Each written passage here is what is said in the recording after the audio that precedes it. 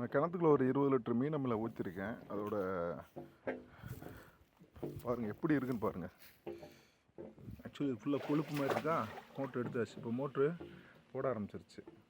இன்னும் கொஞ்ச நேரத்தில் பாருங்கள். இது எல்லா தூருக்கும் தென்னை மரம் நமக்கு இங்கே ஒரு 500 மரம் இருக்குது, 500 அவகேடோ இருக்குது. இது எல்லாமே ஆட்டோமேட்டிக்காக அதோட தூரில் போய் பாஞ்சிரும். ஸோ நமக்கு வேலையும் மிச்சம், டைமும் மிச்சம்.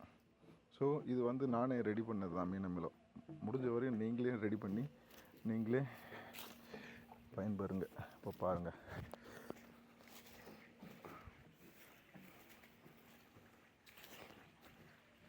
இப்போ இந்த இடத்துல கொஞ்ச நேரத்தில் கொழுப்பாக வரும்.